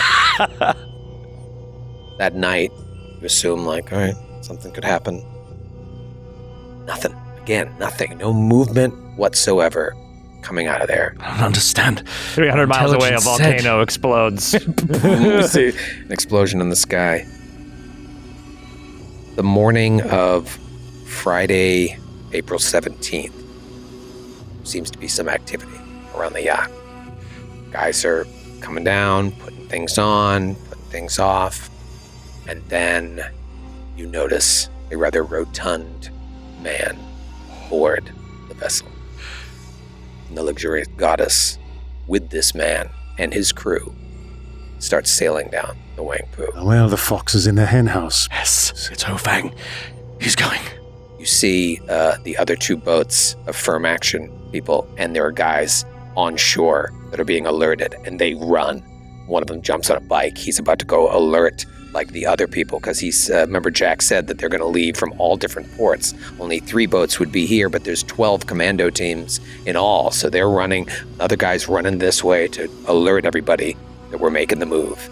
And then your guy, who's captaining your boat, he takes off as well. And you leave Shanghai. And as we're going, Carter just goes, well, time for chaos. And we'll see you next week. The money ender. Nice work, Rob. Dun, dun, dun. Oh, baby.